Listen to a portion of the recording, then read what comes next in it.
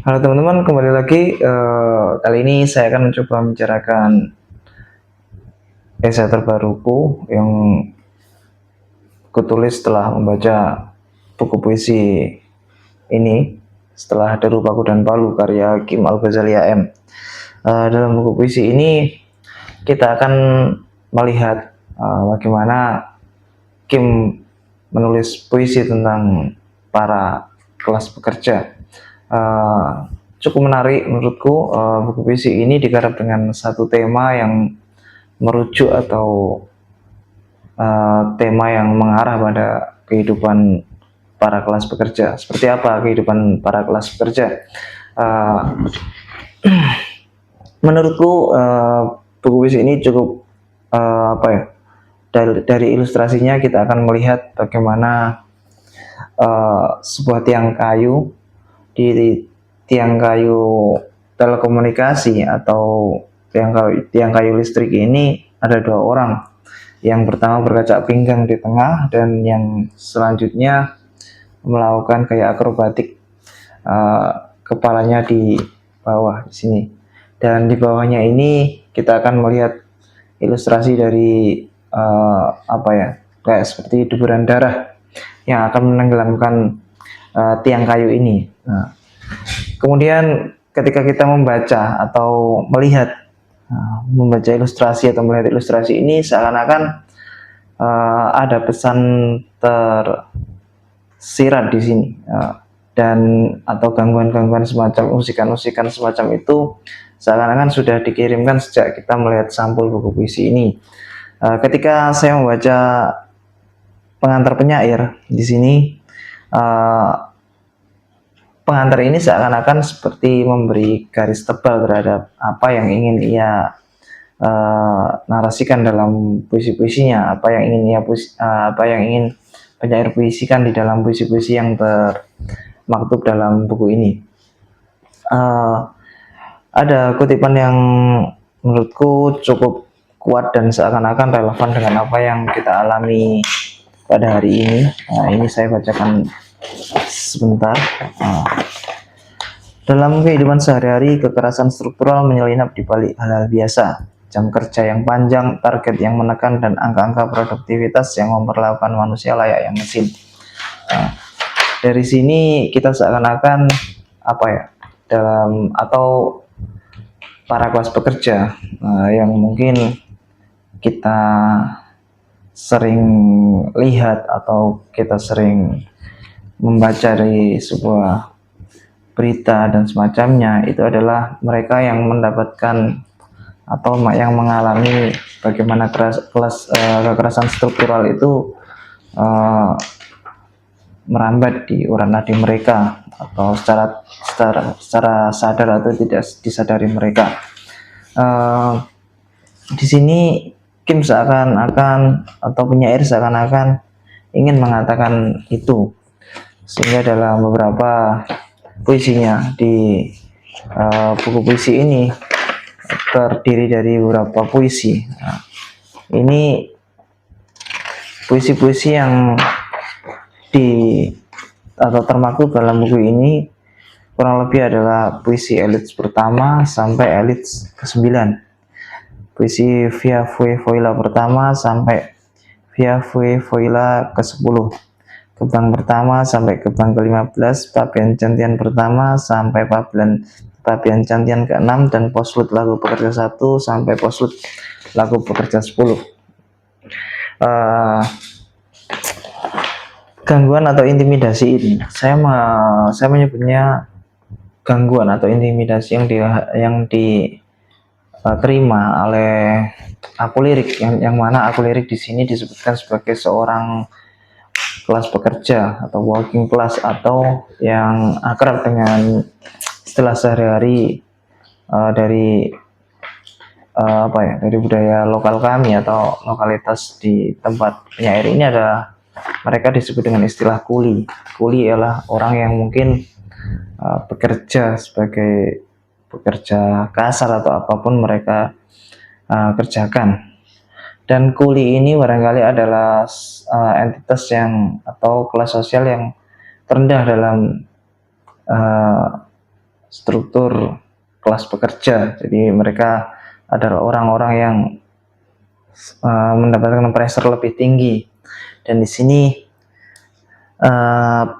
penyair Kim Al-Ghazali menyebutkan atau mencoba menggambarkan perasaan dari mereka dalam puisi elit pertama atau elit pertama adalah Ari yang mengatakan begini: dan serigala menantiku di basement kedua dengan mulut menganga, lapar daging muda. Dari lari ini seakan-akan ada suatu suatu ketakutan yang selalu menghantui dari para kelas pekerja itu, dan ini dimetaforkan dengan atau dianalogikan dengan serigala tadi, yang mana kita tahu serigala adalah hewan karnivor pemakan segalanya dan sangat kejam. Dan di sini di lari ini ia menanti di basement kedua atau sebuah ruang yang mungkin sangat dekat dengan si aku lirik sebagaimana aku lirik sebagai kelas pekerja atau kuli tadi, sehingga dan aku lirik di sini juga dikatakan sebagai daging muda atau daging atau makanan yang sangat disukai oleh si serigala, sehingga ketika ia melakukan kesalahan sedikit atau apa seakan-akan si serigala ini akan memakannya, semacam itu ketakutan yang coba digambarkan oleh si penyair di puisi ini. Kemudian di puisi elit kedua, gangguan atau intimidasi itu dikuatkan lagi dengan suasana yang tampak hampa dan hanya sia-sia. Ketika lelaku itu masih dilanjutkan oleh si aku lirik sebagai kuli atau kelas pekerja ini. Nah, ini saya bacakan narasinya. Angkasa memberi ruang lengang bagi tanganmu yang tak henti mencipta. Kedua bahumu yang memikul besi. Oh, tembang kelas bimbang bekerja. Bela ciao, bela ciao, bela ciao, ciao, ciao. Ini adalah sebuah lagu. Mengalun dari lubang-lubang gelap, dasar sungai darah terisap menjadi tembok putih istana 11 serigala. Nah, di sini seakan-akan lelaku dari si aku lirik yang sebagai kuli ini ketika dilanjutkan ia hanya akan mendapatkan kesia-siaan.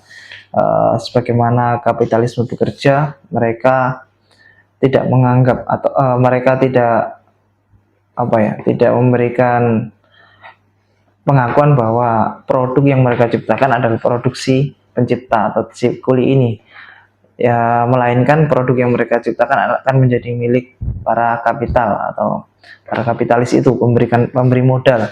Dan pada akhirnya ketika lelaku itu dilanjutkan, mereka hanya akan mendapatkan kehampaan, sehingga apa yang mereka ciptakan memang bukan milik mereka. Mereka mungkin menyadari hal semacam itu, dan di akhir cerita si serigala inilah yang akan mendapatkan atau yang akan mendapatkan istana di sini, sehingga seakan-akan istana ini adalah simbol dari sebuah kejayaan yang akan didapat si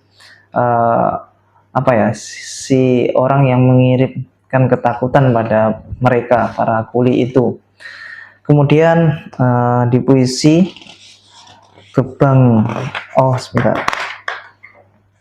kemudian di puisi Via Voivvoila pertama, ketakutan atau gangguan itu tidak hanya mengusik aku lirik dalam sadar, ya bahkan menyelinap dalam ketidaksadaran. Seperti ini, bagaimana kelas pekerja atau para kuli itu seakan-akan mendapatkan pressure yang lebih tinggi, sehingga mereka tidak hanya mendapatkan ketakutan atau intimidasi itu ketika mereka sadar, ketika mereka bangun. Bahkan di dalam mimpi pun ketakutan-ketakutan itu seakan sering menyelinap, sehingga di sini sangat menurutku aku sangat suka sekali dengan narasi yang dibuat oleh penyair Kim ini. Nah, saya bacakan. Kini tak ada hujan lebih asam dari keringat pekerja mengalir ke langit lewati terowongan-terowongan gelap, tempat mimpi prematur para kuli tidur dan hantu berulang kali mewujudkan diri. Nah, di sini dimetaforkan tidak ada hujan asam melebihi keringat pekerja, seakan-akan para pekerja ini selalu atau mendapatkan porsi yang lebih banyak dari pekerjaannya itu, sehingga mereka harus bekerja lebih keras lagi, lebih banyak lagi. Dan ketika pekerjaan itu tidak selesai, sehingga mereka dalam istirahat mereka, di sini dikatakan mungkin tidur lah semacam itu. Mimpi-mimpi prematur ini adalah mimpi-mimpi yang tidak selesai, barangkali seperti itu saya mengartikan. Di dalam mimpi-mimpi itu mereka kerap melihat ketakutan itu berupa atau seperti atau berupa hantu itu, sehingga ketakutan-ketakutan ini bahkan menyelinap ke kesadaran mereka, kesadaran dan ketidaksadaran mereka. Bahkan mereka ketika mereka tidur pun mereka mendapatkan ketakutan semacam itu. Selanjutnya dalam puisi Gebang Pertama, ketika mereka atau para aku lirik ini mendapatkan pressure yang lebih tinggi, selanjutnya adalah kesadaran mereka yang yang seakan-akan tidak nyata, bukan benar-benar kesadaran atau bukan benar-benar kebenaran, sehingga boleh dikatakan di sini mungkin halusinasi semacam itu. Di sini penyair Kim mencoba menggambarkan atau menarasikan itu dengan aku lirik seperti ini. Kulihat kehidupan di tembok putih, kulihat mayat terbang ke langit pohon-pohon, mimpi menyusuri bau abad yang hangus, bau tahun-tahun rubuh, menyatu dengan amarah lapar. Di sini seakan-akan ketika ketakutan atau intimidasi itu telah dikirimkan dari kesadaran hingga ketidaksadaran si aku lirik atau para kelas pekerja ini, sehingga ketika hari-hari selanjutnya ini adalah sebuah halusinasi atau suatu ketidaknyataan yang hanya atau kenyataan yang menjadi ketakutan, apa itu namanya ya, semacam itulah halusinasi semacam itu kan, yang itu menjadi halusinasi, sehingga aku lirik melihat mayat terbang ke langit-langit pohon dan semacam itu, dan tidak ada harapan yang mampu mereka pegang atau mampu mereka pertahankan, seakan-akan semuanya hanya kesia-siaan yang berjalan, seperti itu barangkali. Kemudian di akhir puisi di Gebang Pertama kita kita seakan-akan ditegaskan lagi seperti ini, larinya. Dan nasib menidurkan diri di keningku, mengguratkan warisan kemiskinan bersama barisan kuli yang sangsi. Seakan-akan mereka para kuli atau kelas pekerja adalah mereka yang sudah mendapatkan nasib yang naas semacam itu. Mereka memiliki warisan kemiskinan dan nasibnya sudah sudah tergaris semacam itu, dan mereka berdiri di barisan kuli atau kelompok para kelas pekerja yang mungkin mereka menghadapi nasibnya dengan sanksi tadi. Kemudian di bagian kedua, mimpi buruk itu datang lagi dalam bentuk surrealisme dengan narasi yang selintas neraka di bawah bunga. Narasi yang sebagai berikut ini seakan-akan seperti alienasi ketika para pekerja atau para kuli ini sudah sangat sudah sangat terpapar dengan lelaku mereka sebagai pekerjaan yang sering mereka ulang-ulang, sehingga mereka seakan-akan mengalami alienasi terhadap lingkungan sekitar, terhadap kehidupan mereka. Mereka seakan-akan terpisah dari apa sih esensi dari hidup itu. Dan akhirnya di sini digambarkan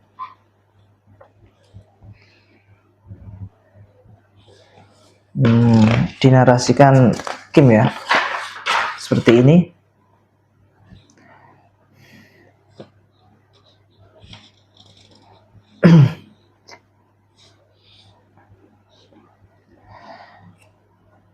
Kesepian telah merenggutmu dari bulan berkabut. Ini di puisi Via Vue Voila ke-7 ya. Membenamkan tanganmu pada kerja, melelehkan kedua kakimu ke kaca hitam. Nah, Nah, seperti itu ya. Kesepian telah merenggut dari bulan berkabut, membenamkan tanganmu pada kerja, melelehkan kedua kakimu ke kaca hitam. Nah, seakan-akan tangan mereka ini telah terbenam pada apa ya? Pada sebuah kebiasaan bekerja. Terus kaki mereka si akulirik atau si pekerja ini tidak bisa lepas atau mereka terbenam di kaca hitam. Kaca hitam mungkin ini adalah simbol dari sebuah apa ya? Sebuah langkah yang tidak jelas kemana mereka harus melangkah menghadapi kehidupan mereka. Kemudian di puisi yang terakhir ini adalah puisi Postlude lagu Pekerja 10. Ini mungkin atau saya merasa bahwa puisi ini seakan-akan rangkuman dari seluruh, atau bukan seluruh sih, atau mungkin ya menurutku kurang lebih menggambarkan apa yang di awal puisi katakan hingga di akhir ini. Sehingga coba saya bacakan. Postlude lagu Pekerja ke-10. Surga telah karam, candu bagi matahari yang menindih mata perih para kuli. Tuhan hanya milik orang sabar, yang menempa besi menjadi gizi dari sepotong roti. Ketika kesadaran bangkit, kita tak bergantung pada langit, dan malaikat terkatung-katung di antara alun doa orang-orang putus asa. Kita terus bergerak dalam nyala gairah, menambah lubang sejarah, dan janji manis sebuah pemberontakan.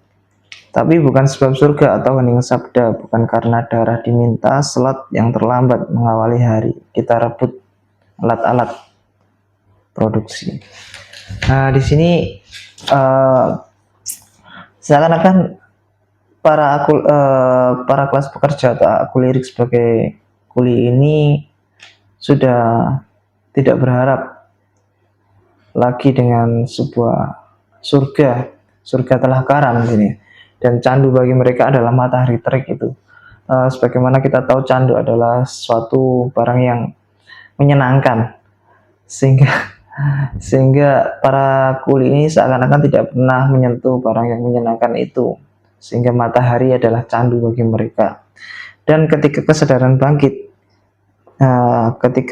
mereka bangkit atau ketika mereka sadar, mereka harusnya tidak bergantung pada langit, di mana malaikat terkatung-katung di antara alun doa orang-orang putus asa, sehingga orang-orang yang berdoa seakan-akan diibaratkan di sini adalah orang-orang yang putus asa, mereka yang telah pasrah terhadap suatu tindakan, sehingga mereka hanya bisa berdoa. Dan ketika mereka hanya berdoa, langit atau malaikat atau kepercayaan iman-iman mereka tidak akan mengubah itu, sehingga kita terus bergerak dalam nyala gairah, menambah lubang sejarah, dan janji manis sebuah pemberontakan. Seakan-akan mereka ini hanya menambah lubang sejarah.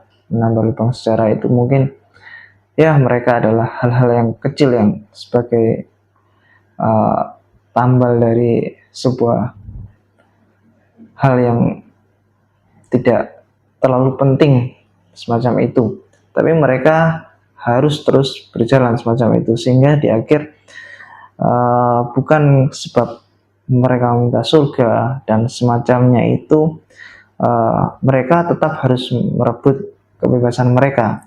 Kita rebut alat-alat produksi, sehingga angan-angan pemberontakan, angan-angan pembebasan diri itu selalu ada di sela-sela intimidasi, di sela-sela alienasi mereka sebagai seorang pekerja. Mereka juga ingin merasa hidup sebagai manusia, bukan hidup sebagai mesin, yang mana ketika itu atau mereka diibaratkan sebagai sebuah baut yang aus, sehingga ketika mereka aus bisa dengan mudah mereka buang dan ganti dengan yang baru. Seakan-akan mereka hanya barang, bukan manusia yang merupakan tubuh dari pertemuan perasaan, ideologi dan semacamnya. Mungkin itu saja dari pembacaanku terhadap puisi ini. Jika teman-teman suka dengan pembahasan yang semacam ini, silakan di like, share, dan subscribe. Sampai jumpa di konten yang selanjutnya.